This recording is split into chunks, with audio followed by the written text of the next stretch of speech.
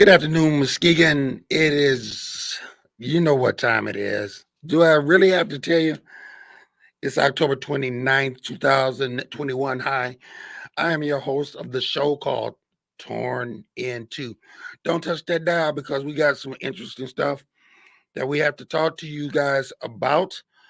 Um, we're going to be covering the elections, what you need to know about the elections, and actually, we have some numbers from the city of Muskegon as far as absentee ballot. Um, also, before I do that, I want to give you some housekeeping rules. I want to thank the Beat and M106, PA, and Lady J. If you're listening, thank you for listening, making it your news and station for information and more, where you're seeking out the truth. If you have and would like to be involved in the conversation, please, you can catch it on our Facebook sites, M106, WVS 103.7, The Beat. I want to go into the weather and do the weather, which is going to be important. Tomorrow for Saturday, I-57 for the Muskegon game. And let's hear for Muskegon. Let's hear from Muskegon Heights. Let's hear for on the Shores is playing tonight, and any other teams that are representing our county. Good luck. Stay safe in this weather. But tomorrow they're going to be playing partly cloudy, 57, low of 45. Sunday, same kind of conditions, high of 54, low of 43. Monday, now watch the weather Monday and Tuesday because the weather changed. It was supposed to rain Monday and Tuesday, but right now they're saying partly cloudy, high of 46, low of 39. Tuesday, high of 45, low of 37. Okay, now the weather is going to cool down, and if it rains, watch it because it's going to affect the election. And with that said, we have, of course, we have Halloween coming up. Please take a chance to slow down and watch the kids. Okay, we don't want no accidents, and we want everybody to be safe. Okay, I want to introduce um, my co-host who's been helping me, and he's one of the co-hosts. Um, I appreciate him because I call him. One of the things that you guys know that I sound raspy like Froggy. That's one of the reasons is the right side of my vocal cords is paralyzed, so I need a little help sometimes. But I really appreciate um, our co-host. His name is Pastor C. Melvin Burns the second. I call him one of the twos. Uh, how you doing, brother? I'm wonderful today, brother. How are you doing? Good, good. How do you feel about these elections? Wow. Well, we got a full slate of candidates. You have some choices. Folks have some choices. I hope that the weather is not a big factor, but you've got some choices. You got a array of candidates, which people always say they want choices. So let's hope folks get out there and let their voices be heard. All right. Our guest today is no stranger of this show. Um, I'm just there are certain people that you can call in your life and say, I need you to come on and explain something, and she does it automatically. Welcome to the put your hands together and welcome to the show, and Cooper Meisch. How you doing? I'm good. How are you, Greg? I see you running. I see you running. So I'm like this person who's all about I'm that person about Christmas. So You're you that know person about Christmas? me. You Yeah. Christmas So shopping? I'm shopping for Christmas Oh my decorations. goodness. Okay, okay, Is it okay. December 24th already? No. We haven't even got to Thanksgiving yet. You I shopping know, no, we don't even have Halloween. That's a whole nother show though. We'll talk about that later. All right. And give us the numbers. You gave me some numbers yesterday about absentee ballots. How we doing? I did. Was in the office this morning and pulled some more reports. And let me pull them out here. Let me see. So to give people comparison, the August election for absentee ballots, we counted 2,314. And right now, as of today, we have 2,171 ballots returned. There were about 75 that were in our Dropbox that are not checked in yet. Okay. And that'll happen every day. So we will go over that number of 2,314. I'm quite confident of that. That's going to happen, probably not a lot over. I still say it's going to stay under 2,500 if I had to guess. Okay. And one of the things that you pulled up a report, and one of the things that we had mentioned, and I want to clarify, is that we talked about when the city income tax was proposed in 93, there were X amount of things that were supposed to happen. Give us an update on that, because some people think that information is still current, Right. but that's not necessarily the case.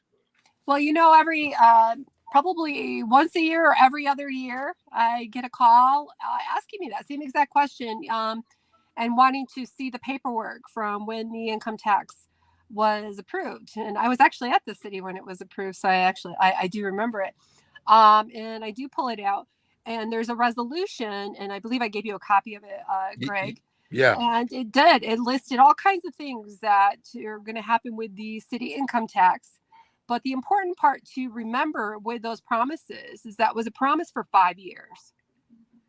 Because past commissioners cannot tie future commissioners for decades on a budget, because times change, obviously. We're doing things now that 30 years ago we never even thought about. Right. So, and there are no commissioners currently serving that were on the board. Correct. Then. That is correct. So yes. So nobody can be held accountable to what happened to 1993. Right. That is correct. But as far as I know, they did keep those promises for those 5 years, and many of those promises were even longer. But yes, that expired 5 years ago, or 5 years after it was approved. Pastor Burns. Yes, sir. Question. And I just kind of was glancing you while you're out shopping today, but you do have some hours tomorrow for folks to still vote, right? Yes. So we are going to be open tomorrow from 8 a.m. to 4 p.m. Absolutely. That we are issuing absentee ballots, that you can drop off your ballot, that you can call our office and ask any questions that you might have. We offer full services, and we're also giving an election class tomorrow too for our election workers who will be at the polling locations on Tuesday. Okay. As looking at the numbers for August, and now comparing them to November, how are the numbers looking far as November? It looks the number. The way that I looked at the numbers is that this is going to be a slow day. I would agree. My experience has shown what I believe will happen now that absentee ballots are so prevalent, with a change of no reason absentees, and we have so many that I think the polling locations will be really slow. I believe that Mr. Burns is right with that. Weather does play definitely a factor, and if the weather is even cloudy like it is today and kind of chilly, people tend not to go out. And that most of our voters will vote absentee. We'll definitely have people at the polling locations, and we have, I believe, 60 some people working all of our locations all together. So but I believe it's going to be slow on election day.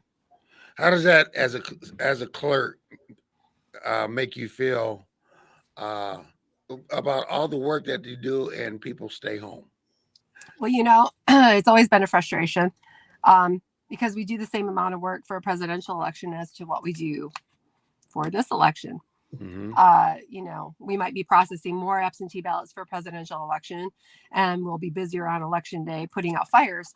But, the whole process is the same no matter what. And we even have our election trailer, and, we took that out. So this time we went to 6 different locations. We had scheduled 8, but we had some really bad rain for 2 of those scheduled appointments that we canceled. But we are trying to get into the neighborhoods and helping people, and offering every opportunity. Not a lot of people are taking us up on it, but for me, it's about offering that opportunity. I can't force people to vote, because that's what is awesome about where we live, is that we have the freedom of choice. We have the freedom to choose who we want to vote for, and we have the freedom to choose if we want to vote, whether we agree with it or not. Those are choices. And so, but trying to make it as easy as possible for people, that's what I'm trying to do. So we have 3 drop-off boxes surrounding City Hall where you can drop it off in the middle of the night, and that it's safe and secure. And then again, going out in the trailer and offering those services. And if an organization called me up and asked me to go to their place in the city of Muskegon, I would absolutely do that and help them there too. So I feel like we've really reached out and offered every opportunity, and now we just wait and see. You talked about you're offering a class tomorrow. Talk about the need for people to be at poll places. Oh, absolutely. So we are required to have a minimum of 3 election workers at every polling location. You'll see that we always schedule at least 4. And the reason is because that means that somebody can't go to lunch, or if somebody's mother gets sick or child or whatever, they can't even leave. Or it puts us in a bind for sure that we have to run over. So we have a minimum of 4 people that will be sitting at each polling location, just waiting for you to come in.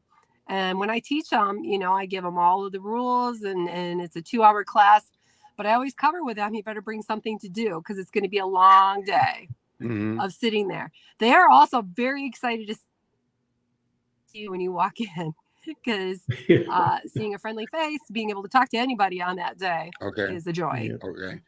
So we've talked about how weather plays a fact in these kind of. Are you surprised about this election being slow, considering that we have a contested race? I wasn't really sure what to expect. I am seeing more activity in the community in terms of, speeches and banners and billboards and signage and that. And so I never know what to expect of that. And I do weigh that in carefully when I'm ordering ballots as to, how much attention I think this is going to get. So if you had asked me last month what I had anticipated, I would have said I would have anticipated a little bit of a stronger turnout than what we are getting right now. Talk about a little bit about technology. Yesterday, I received a commercial for one of the candidates via Facebook. How technology is playing a role in elections. Well, certainly you can reach voters a lot easier than what you could, way back. That's a lot easier. It's also, in some ways, it's less expensive too, because you have so many avenues in that. So social media, you can really get some information out there relatively inexpensive. Even if you do purchase an ad, you can purchase an ad for $100 and have it reach several thousand people. So it does definitely. It can really help a candidate. It can also really hurt a candidate. If there's false information out there, bad information, doesn't matter, as we've all seen with social media, it just spreads everywhere, unfortunately.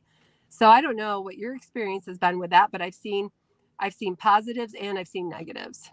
All right, you're listening and watching Torn in Two for this day. Our guest is Ann Cooper Meisch, and of course, if you have any questions, and as soon as I said that, here it comes, Jack Page, and of course, here I go with my glasses. I tell you what, getting old is a trip. Okay. Said, thanks, Ann and staff, for keeping us informed and making voting as easy as possible. While the trailer might not be utilized as much as we want, it shows the city's commitment for reaching into the community. Thanks for the innovative idea. Thank you, Jack Page. Yes, thank you, And good Mr. luck. Page. I agree too. Even though I wish more people would use the trailer, I feel the same exact way. If we help one person, it was worth it. Okay. Yeah. Okay. Before we let you go to get to your Christmas shopping, and Melvin and I give you our sizes of what we want. Look at my Christmas shirt. I have a Christmas shirt on. Yep. See, I You know. even have a Christmas shirt Oh on, my goodness. and you need another hobby. I know. All right, all right, all right. So let's take a review of. So in August, it finished like Gorman had 1,456. Let's see, St. Clair had 1,354. Dan had 1,290, and Page had 753, and Hughes had 565. Um, I'm looking at the numbers and I'm not going to say nothing. And this is the reason why I'm not going to say nothing, because I need you to go out and doggone vote, Mhm. because the numbers are projecting something that, and Melvin, you know how I am about projections. Let's not have any predictions on Friday before the election, Craig. I'm not going to do it, but I tell you what, the numbers are showing and indicating something already. I tell you what, if Muskegon, if you have not voted, the candidate that can get 200, 300 votes this weekend will do very well. Will do well, but they have to remember that this race is probably already decided by absentee ballots. Would you think so, Ann? I hate to say that, but that has been what's been happening in the recent past, because our absentees are so high that even though we get all the precinct results, it's the absentees that call it. What do you think? Should a voter be, and should not be? Should a voter vote angry, which is what we've been having, or should they be educated? What should a voter be in this time and day? And Oh, I thought you were going to ask Mr. Burns. Shoot. To me, anger doesn't get us anywhere. I don't know if you've noticed that. I've been staying off of social media for like several months now, and only popping in there to say happy things and getting off again because I don't like the anger. I think you need to be informed. Yeah. I think you need to get out there and vote. You said your piece on your ballot, and then we need to accept whatever those results are, and then we all need to work together to continue to go forward and make all these. I mean, I am so proud of the city of Muskegon where we are right now. I am so proud. When I think about what, some of the things I saw 10 years ago and what I see right now, I'm so proud of where we're at. And I think there's a lot of people in the community are feeling like that. And I feel like any single person on that ballot is very capable of continuing to put us in that direction of just improving and improving and improving. Michael Anthony Smith from Houston, Texas. What percentage of absentee ballots have been returned? Good question. Mr. Smith, that was a great question. Let me look. So we have issued 3,198 ballots, and 67.89% have been returned at this moment. Okay. So 67%. Did you see that reaching 80? Very possible, yes. Okay, so it's possible that get Yeah, to 80%. even more. They really do come in over the weekend. Is it true? And then Melvin, I'll let you take the next question. Is it true, by looking at these numbers, that the absentee ballots are going to far away the people that come and vote on election day? And oh, yes. History in the past couple of years has definitely shown me that yes, it is going to outweigh. We're not going to get 3,000 people at the polls on Tuesday, and I hope everybody listening to us right now wants to prove me wrong. Back to Michael Anthony Smith said, good return. I agree. And I do think we'll hit 90% or close to it. Oh, good. Mhm. Pastor Burns. And if I moved across town in Muskegon and I didn't get a chance to do a new registration, can I still vote? You absolutely can. Come see us. We will be able to register you to vote in our office, and we will be able to give you an absentee ballot right at that time, and you could vote right then. Or we can give you a form that will allow you to vote at your polling location if you'd rather vote there in person. That What was do you say? hypothetical. What do you say to the people that say that's not fair that you be able to register this close to election? That you talk to your legislatures. Sounds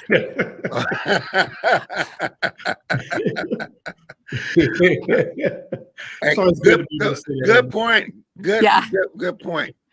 And I know you're shopping, and I know it's your day off. I just want to get a few more questions in. Sure. Okay, so I say I'm not registered to vote. I can still register. Yes. If I can't vote on Tuesday, I can still vote, get an absentee ballot, and vote Saturday. Yes, you can vote in our office all the way up till 4 p.m. And then Monday, you can come to our office anytime from 8:30 until 4 p.m. and vote in our office an absentee ballot.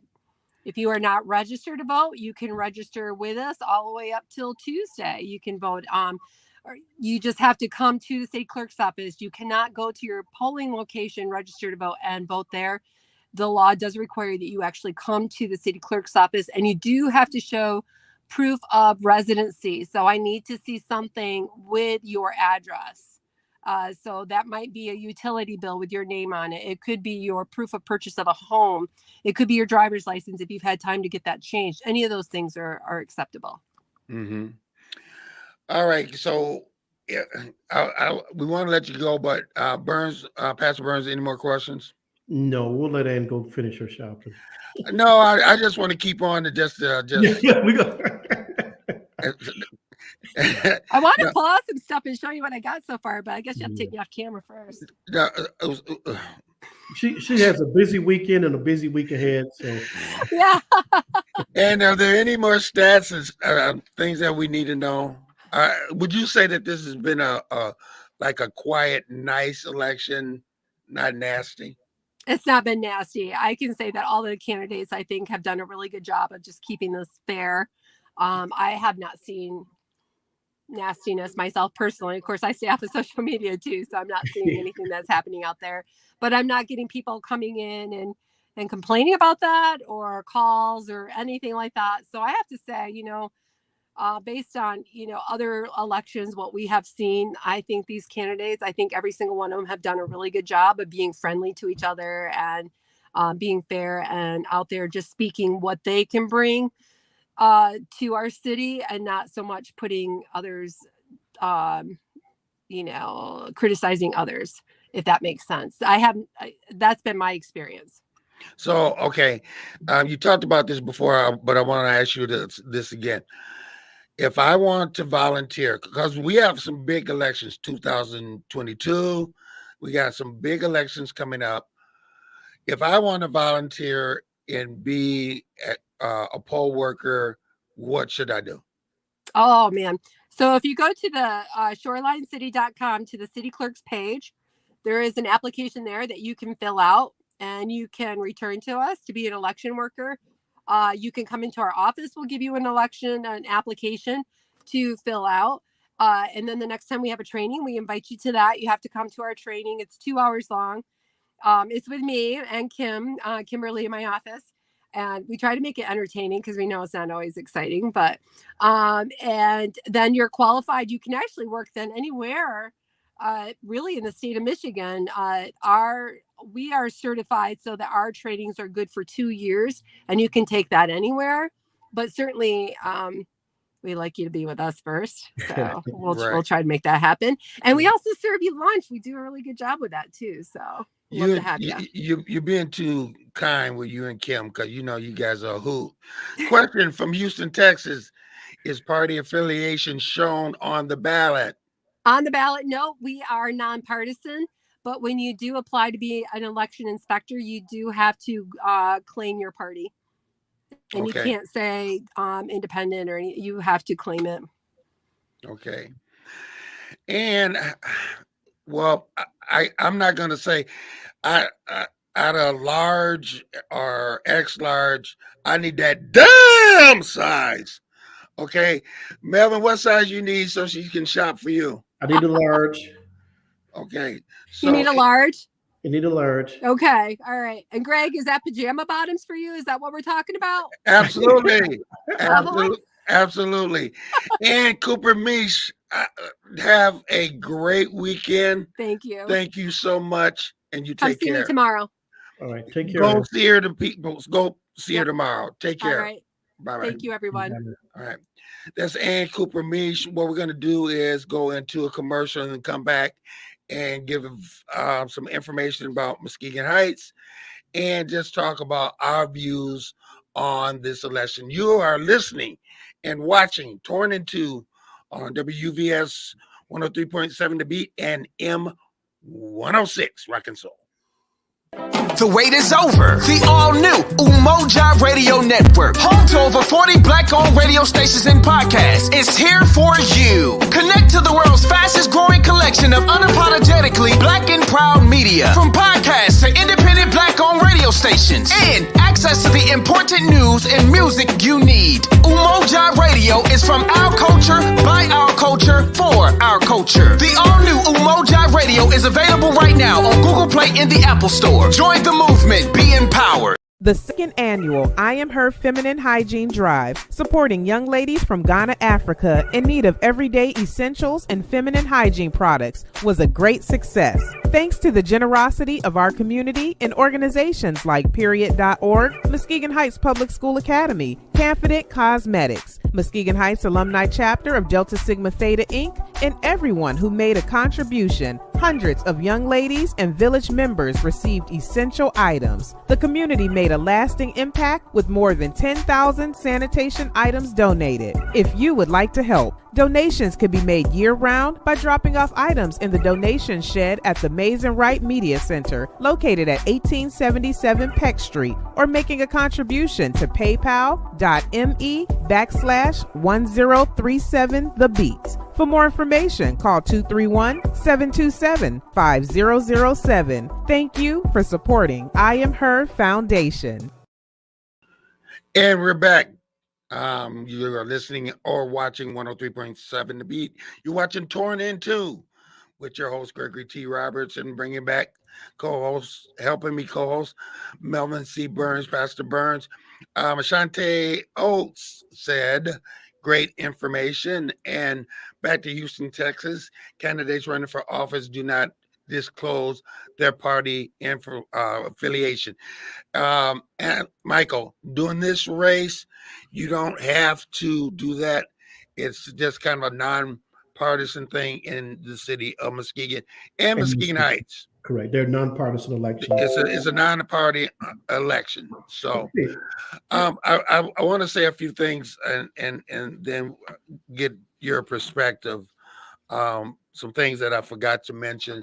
It's October. That's Breast Cancer Awareness Month. We didn't speak on it. Please, if you've had someone die of cancer like myself, I lost my mother. This is a very important month, so be sensitive to those things as well. The Michigan State game is tomorrow. Is that right? Yeah. I heard a little something about that. Yeah. So the state is divided. If we can be divided over a game and then come back and realize that we have both teams undefeated going into tomorrow's game at 12 o'clock. So that's exciting news. Again, I want to congratulate all the teams that are going into Go Blue. Absolutely agree. Best statement you made all day, Anthony Smith. Okay. All right. So, but I want to congratulate all those teams that are going to be playing tomorrow. The Michigan State game is at noon. Muskegon Heights, Muskegon are playing at 1 o'clock Saturday.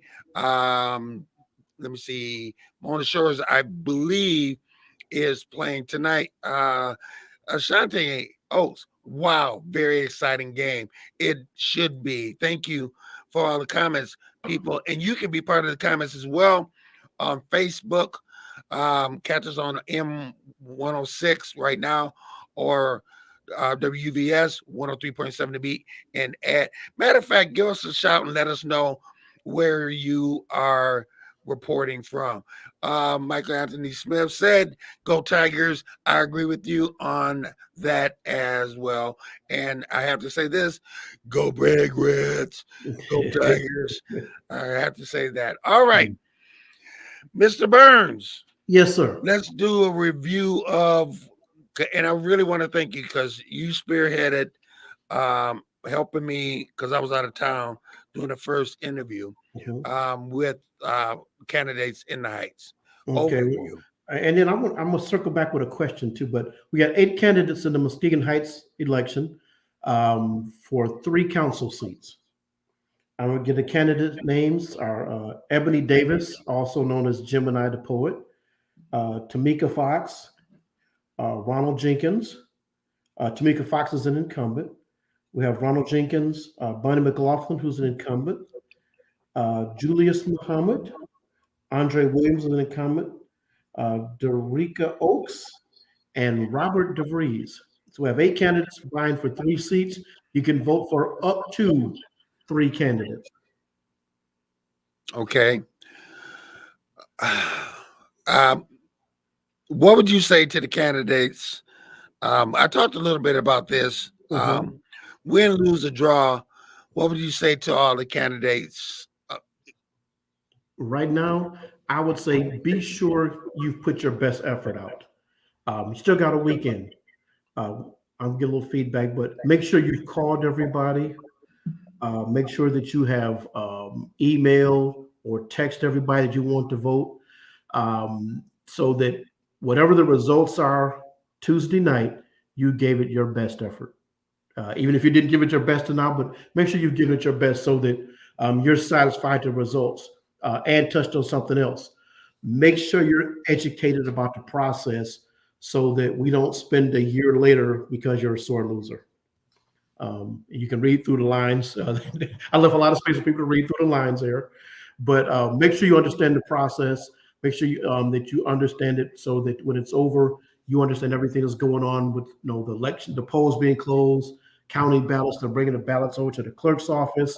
The process from the clerk to them being certified by the county clerk. Understand all that so that you don't think people are doing something to undermine you in any kind of way.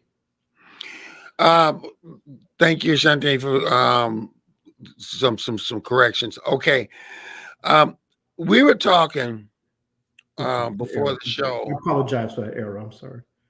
We were talking before the show that if it's Muskegon Heights, North Muskegon, Muskegon Township, wherever, we need people that when you come together that, like you said, are educated, know the city plan, know the city charter, know all that information, come in and be educated.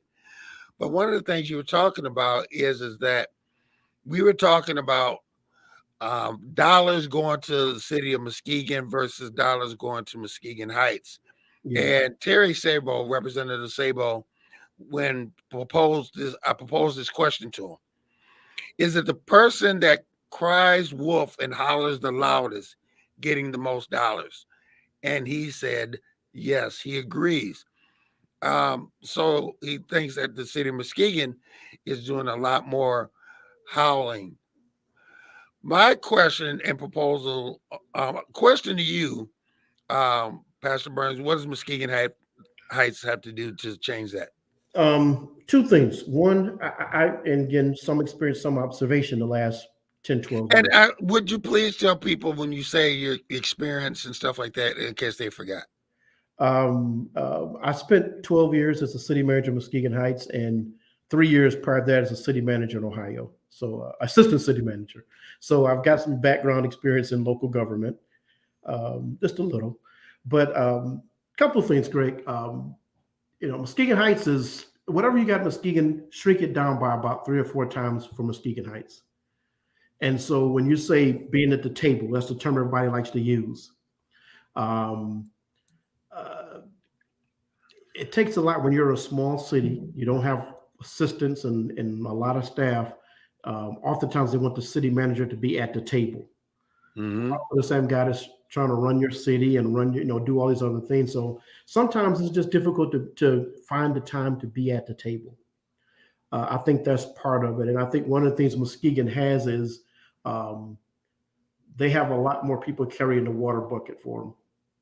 It's the heart, it's the heart of Muskegon. It's where county government is. So, and then I'm not saying a negative, I'm saying this is the reality is we have to do this for downtown Muskegon.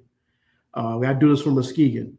And you don't get those same dynamics when it's Muskegon Heights. You get it some, but it's not the same as everybody rallies around Muskegon. It's important for the community college, important for Baker College. So all these people say Muskegon is important.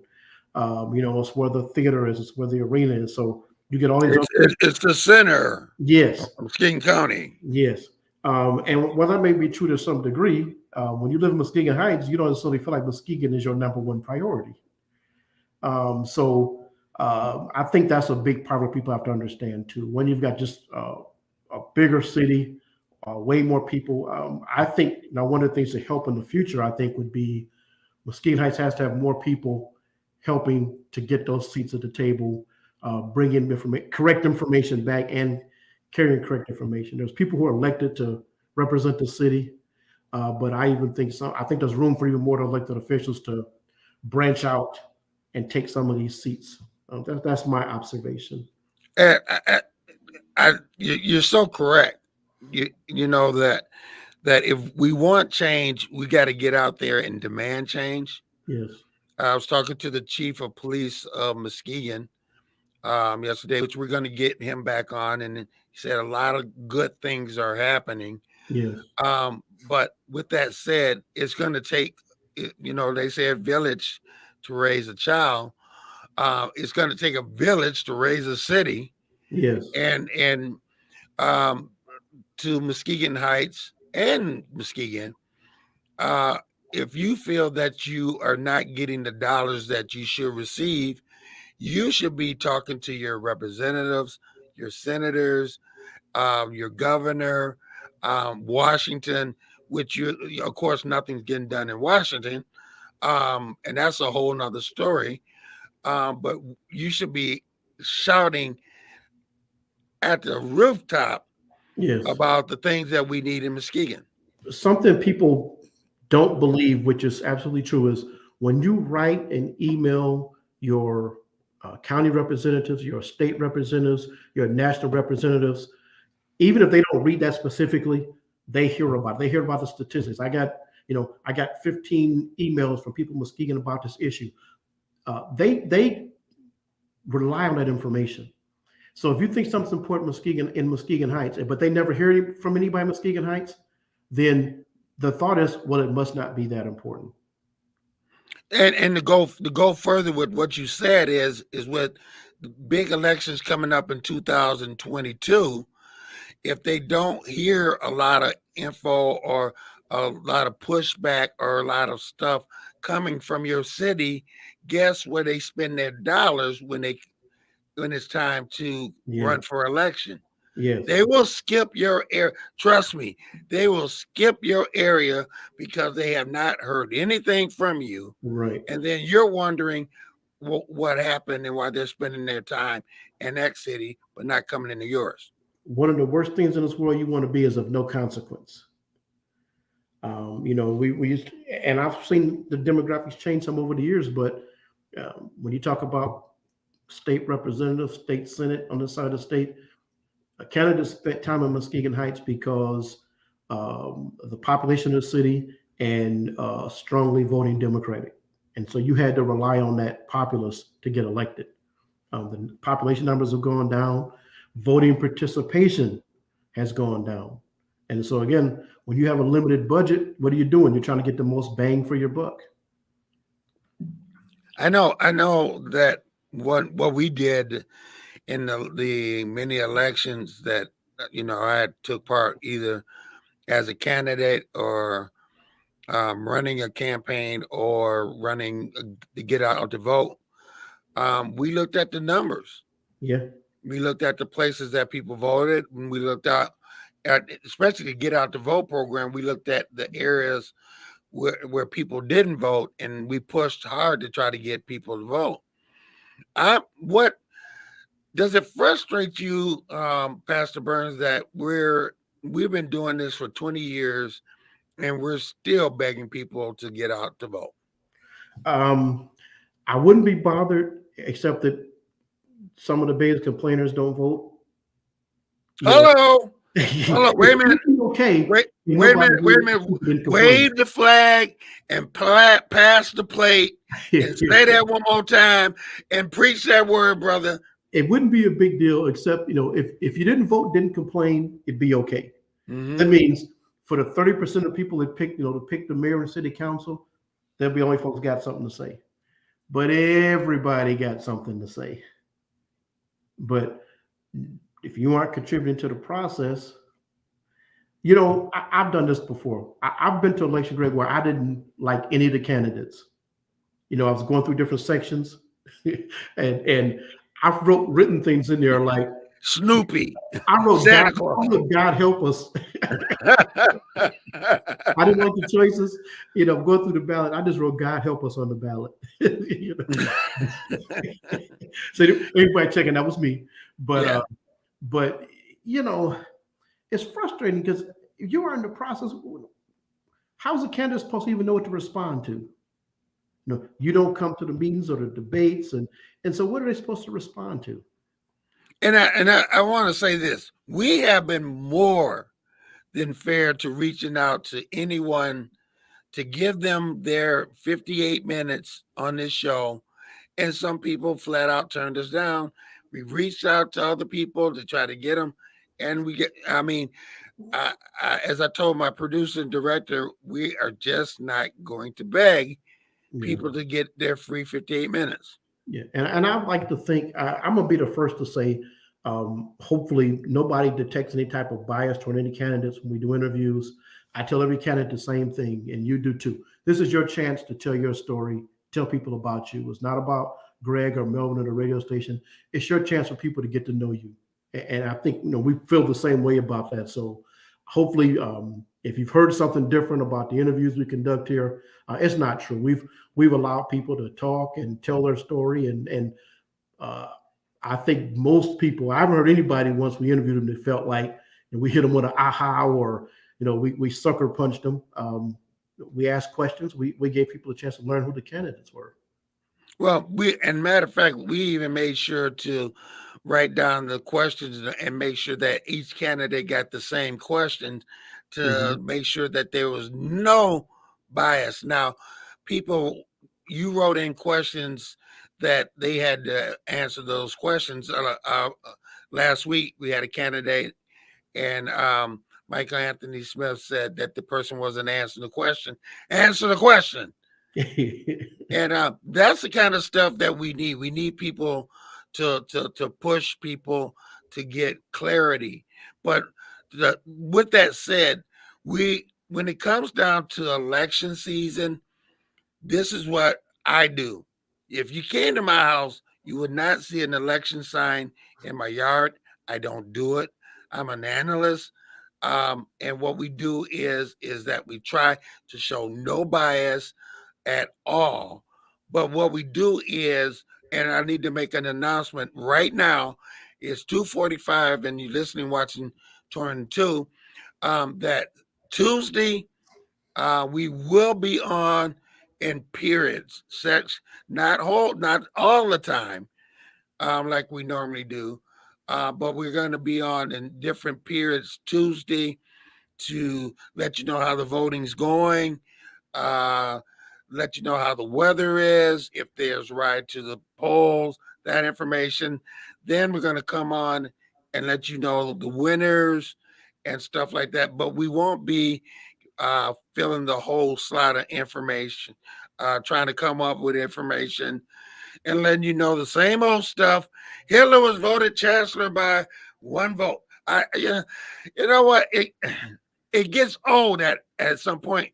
But I'm going to tell you, and looking at these numbers for the city of Muskegon, I kid you not, somebody that can get out and get a lot of votes right now over this weekend will make a huge impact in this race. A matter of fact, I decided that I wanted to be on the charter commission, went out one night and campaigned at every drinking location and got in. Okay, so it can happen. So we need some energy, and we need you guys to go out and vote.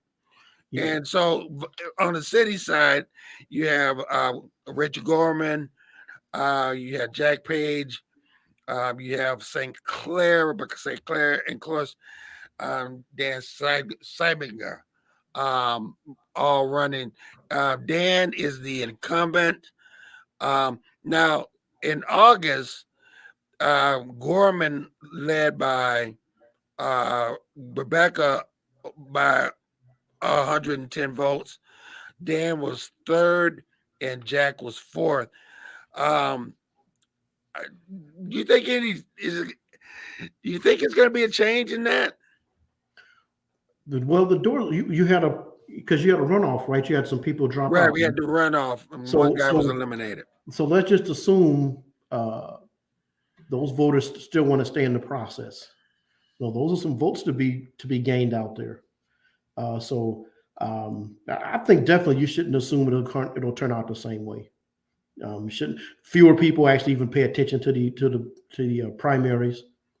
So I don't think anybody should just assume it's over. And I think you make a good point, Greg. You got a weekend. What numbers do you say? 1,100, 1,200 people. If you think of the folks you go to church with, the folks that you drink with, your drinking buddies, your family, you got to be calling those folks this weekend to make sure the people that are voting for you get out there. Because even though the absentee ballots are in, this thing could still be swayed. You're talking about a couple hundred votes. Yeah, and if you look at the city when it comes down to the absentee ballots, again, if you look at and it's not that I get tired of saying this because I live on the west side of the city, but I get frustrated because the west side of the city requested the most absentee ballots and have the most numbers turned in. Mm-hmm. I mean, like if you take precinct 14, 457 absentee ballots were sent out. As of a couple days ago, 368 ballots had already been returned. That's a rate of 80%, 80.53. That's 80%. And if you look at precinct 13, 287 absentee ballots, 183 have been returned. Precinct 12, 318 ballots issued, 207 have returned. I mean, if you look at the numbers, like 65%, 63%, 80%, there's only one district on the other side. Well, one district that has a lot of numbers. That's 4 and 6. Mm-hmm. We're like 274. They have a 62 percentage rate of return. People, it comes again. Guess who's going to decide the race? The west side of the state. I mean, it's the west side of the city. Melvin. Again, they may since the west side of the city gets everything. They get all the nicest stuff. Well, maybe there's something to those numbers showing up there. It's just an opportunity to balance the scales out. It's still one person. Every individual person in Muskegon gets one vote, and Muskegon Heights. So you got a chance to balance things out a little bit. Again, those numbers are low enough that this can still be influenced over the weekend. Exactly. You made a point that those numbers are low enough, And we're talking about a November election with the numbers and a cloudy day, and which is not good for voting, a rainy day, which is worse for voting, and a bunch of people that feel that their vote don't count, which we've seen that if you take a look at Washington right now, the difference of one vote, how that's playing out, Oh yeah. Yeah. and nothing is getting done because the numbers are so tight. Mhm. And so, people, we can't emphasize it enough that this weekend, and to the candidates that are listening, if you think that this election is over and that you need to just sit and coast, you are wrong. Pastor Burns, agree? Oh, I completely agree. You know, you got football, high school football, you got college football. After all that clears, Sunday football, but there's still folks that need to be reminded to go vote. Make your phone calls, send out, make your text, continue to knock on doors. You don't know, again, how close it could be, and that last little effort might make a difference. Rebecca St. Clair, how you doing? The candidate. I will be out knocking all weekend. Thank you. All right. Records will That's be one of the knocking too. candidates. She's working. You got to She's do that. working right now. You know, And candidates, we heard from Jack Page, who is out there working as well. Candidates, let us know that you are working and what you are doing. Here's an idea. If you would like to see the candidates and how they answer questions, you can go back on WVS 103.7 Facebook page, and every candidate, Muskegon and Muskegon Heights, that we were able to talk to are on there, including the mayor's race, and the debates are on there as well. And if you still haven't made your decision, you can watch those and then make your decision. Okay, so it's 52:53. The train is turned, and we have 7 minutes to get out of here. But Melvin, what are some of your closing things for the city, Muskegon and Muskegon Heights? People that win, or you might be in the rain picking up those signs, and I have been there, and brother, that is so depressing. Yeah. But what can you say to the candidates? Wow. Again, my first important message I'm gonna say again is don't go lax this weekend. Keep your foot on the gas pedal till the poll closes 8 o'clock Tuesday. None worse than after your election and you run into people that said, "Oh, I forgot to vote." No worse. Actually, there's no worse feeling than losing an election. That's way up there with some of the worst feelings you can have. So again, you want to make sure you have done everything. Don't assume when people tell you, "Oh yeah, I'm going to vote." Don't assume they're going to remember where they're going to go. Make the calls. Keep campaigning. Keep knocking on doors. Keep contacting people up until 8 o'clock, and then you're all residents of the communities you're running in. So if you win, let's be humble and gracious in winning. If you don't win, let's be humble, let's be gracious, because I've seen a lot of people lose elections. Things change. People get appointed because somebody can't fulfill a term. People don't win and run again. So don't be discouraged if you don't get elected. It means you have some interest and you don't know what future doors may open up to you. Stay active. Yeah. There are a lot of boards sit on the city, Yes. on both cities and your local area. If you hear us, there are a lot of boards that you can serve on. And I what think we that's a really need, good point, Greg. Yeah, we have. Go ahead. I was going to say there's a lot of places we still need people to serve. Both cities have committees and boards that have vacancies. I just saw last night the county put out a list of boards, commissions that need people on them. So if you're unelected, there's a lot of places you can still serve your community. All right. So anyway, we're getting down to the wire here. My comments, I agree with you wholeheartedly. Is stay active, stay busy. Like I said, I've been in the rain at 3:00 in the morning picking up some signs, Oh my goodness. and you lost the election, and you think it's the end of the world. It's not the end of the world. Yeah. Stay active and stay involved. Now, I want to close with this. Pastor Burns, we're going to just go in a different area because Yes, it's the weekend. Okay. How important is it for you to get out there and do a good deed and help somebody during these times? Well, it's important, one, because it helps somebody else, but the other truth of the matter is you help somebody else, you feel better about yourself. So you may think you're helping them, but you're helping yourself. And the other thing, Greg, you're a parent like me. It's nothing like setting that example and then seeing your kids do the same thing in their life. Mm-hmm. You feel like you accomplished something. Mm-hmm. So you affect the person, you affect yourself, and you affect generations. Mm-hmm. I want to say this to the parents of the football players. Yes. Because somebody has to win and somebody has to lose. Yes.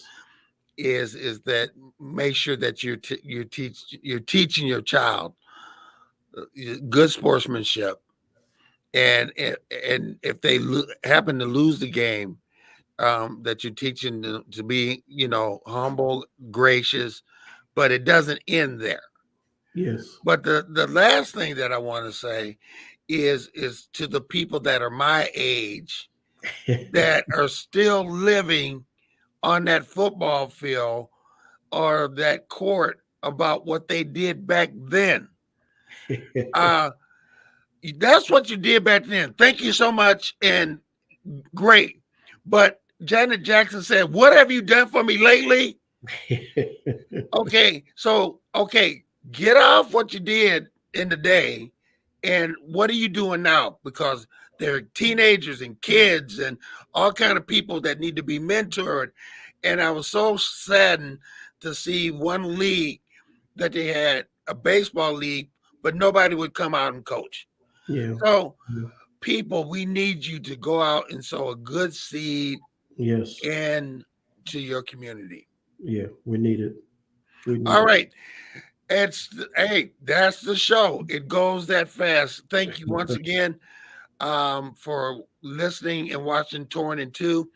Catch us Tuesday for a special issue where we will be on covering the election. I want to thank my cohort and partner and my partner in Christ, Yes. Pastor C. Melvin Burns II. We go sow a positive seed in somebody's life and watch it bloom and blossom. Take Amen. care. God bless. We'll see you next week. All right. The wait is over. The all-new Umoja Radio Network, home to over 40 Black-owned radio stations and podcasts, is here for you.